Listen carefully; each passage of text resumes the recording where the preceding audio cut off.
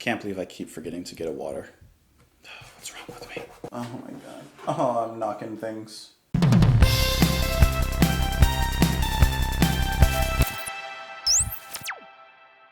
What's up, guys? Welcome back to Just JP. My name is Justin, and today we're listening to Obliviscaris. And yes, I did practice that before I started recording with the song Eyrie. This is from their album Earn, which was released in 2017. I've heard of this band, but I do not believe that I've ever listened to them. Obliviscaris are a 6-piece Australian progressive metal band from Melbourne, Australia, not Florida. It's been a while since I've listened to like a good like symphonic progressive metal band.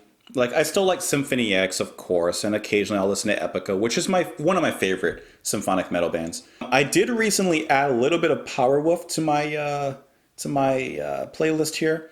Let me play a little, like, one part of their song. I don't think some of you guys like it, but I like it. I think it's really cool. Listen to it.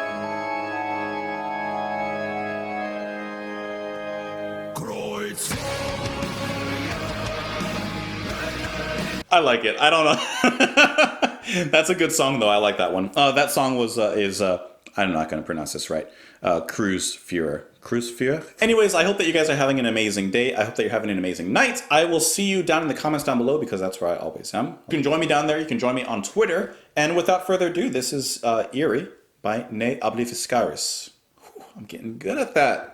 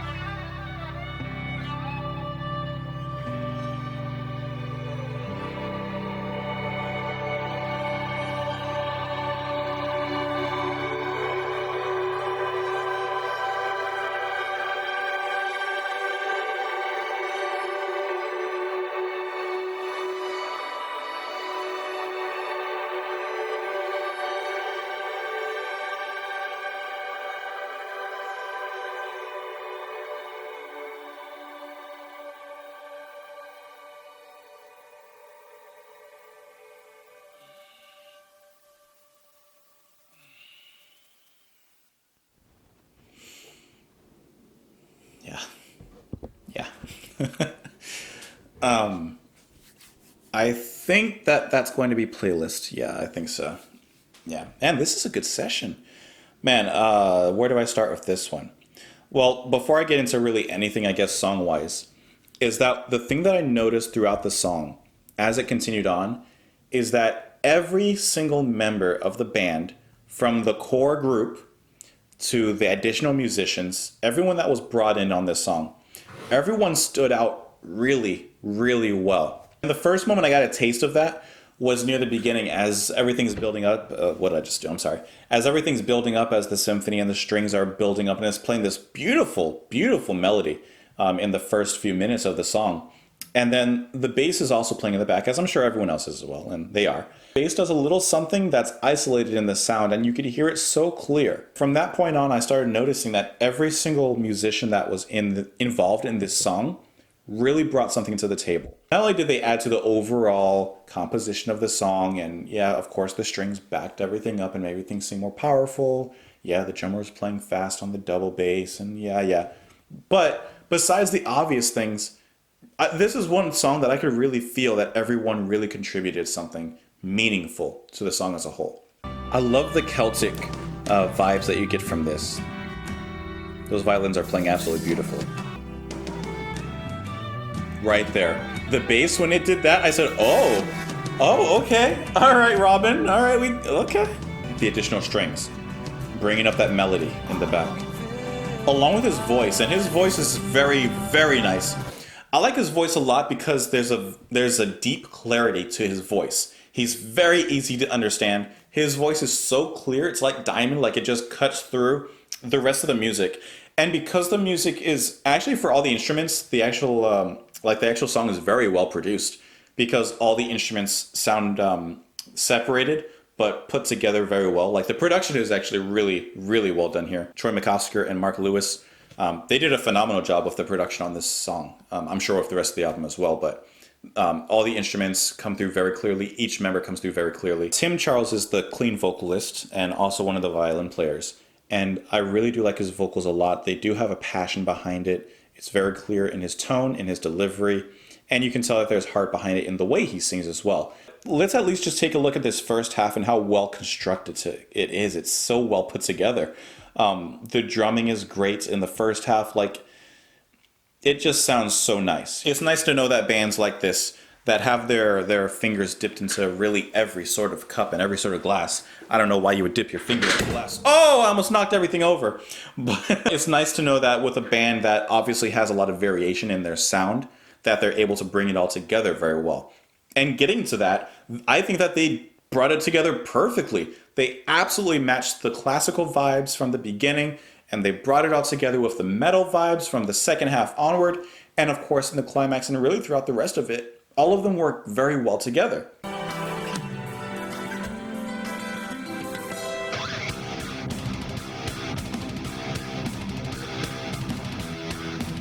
And first of all, let me tell you that I love this song. So, right now in this moment, I'm actually like really nitpicking, but I didn't love that transition right there. It felt a little abrupt. What do you mean my battery's running low? You're plugged in. You're plugged in. What's the problem? But I also feel that the abruptness worked in this case because of the way that, once again, they brought it all together as they moved through that section. And even his growling itself is done very well.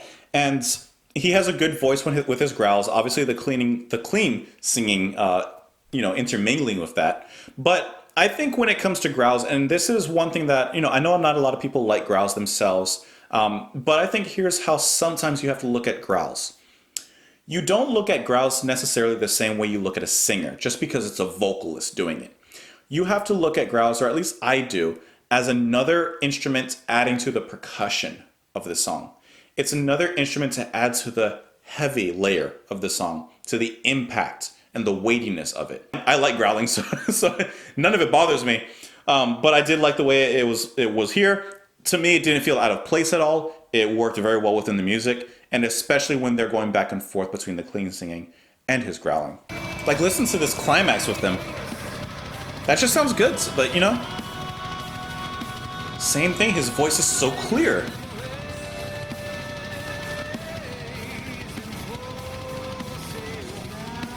I love that last note. That's good. And then we get a nice violin solo in here. So this is what I mean, like when they start bringing these elements all together, we got the classic in the beginning, we got the orchestra, that's too low. We got everything in the beginning, and if they bring it back here, it works so well, it sounds great here. And same thing, you can hear the bass in the back just going at it, I love it. And in this section with the blast beats going on behind them and the vocalists trading back and forth, I guess that was the only section that I didn't like love out of the song. Now, this is personal. I don't like blast beats that much. I just get bored with blast beats. Yeah, it's fast, it's heavy. I like that part and I like it to move on. Like blast beats don't really do anything for me. I do really like their back and forth that they do during that part. And I think that that's kind of the saving grace for myself because I enjoy their vocals so much going back and forth and the relationship they have that if they're going to do that over blast beats, have at it. Please, by all means, I still like you. Daniel is the drummer. And I feel like he literally killed the drum set. Like, literally killed it. That's good. That's good. I don't know how you can't bang your head to that a little bit. I don't know. I thought that was a really good song. It kind of reminded me of November in parts. If you guys listen to that band. Like Dream of an Old Boat, of the Old Boats or whatever. All veiled by sunlight, a murder for evenfall. Where a new dawn resides, veiled by sunlight, all veiled by sunlight of gilded silhouettes. Where long shadows rise. I don't know why I read like that sometimes. It just sounds better. As winds whisper, O harbinger, lamenting twilight, all drowned within, cold stars ignite, the world closed its eyes. Keelhauled and crippled. Keelhauled is not something you want to go through, by the way. Keelhaul is a word that you hear sometimes, but unless you look up like what actually is keelhauling, that's just bad. Keelhauled and crippled, tangled in misery, an abyss of dying dreams, cascading delirium, mirrored waters through ocean celestial. Time steals nostalgia, for only the pain is real. It kind of seems like it's relating to like the end of a day is death, and of course night is death. It says all veiled by sunlight, a murder for evenfall. Like everyone is alive, but then murder or evening falls, and you die. O winds whisper, O harbinger, lamenting twilight. The winds are the harbinger of death. Like as twilight begins, or at the end of day into night, like that little section between, that's twilight, between day and night. It says all drowned within, cold stars ignite, the world closed its eyes. So, all drowned within, people die. Cold stars ignite, the stars come out at night, obviously, and the world closes its eyes, death happens. Then near the end it says, bathed in funeral starfall, this night we drag the waters, the world opens its eyes, where tides chase the dawn beyond. All veiled by sunlight, a new day to enslave our heartache, they are our shades and whispers, sun-gilded silhouettes, grief, a keepsake. Life, day, happy, sunny, yay, yay, yay, right? Let's just say, like, someone you know dies. So then it's night. So obviously it's dark, it's cold. And then especially at the end is where I kind of get this message where it says grief, a keepsake. But that grief is the ending line, as it also says, like, a new day begins. So even though we experience death sometimes, actually, pretty much since we all experience death, obviously, I'm not talking about ourselves, but like of someone we know, that grief that we have, it's like a night. Like we go through their death, we have that grieving period.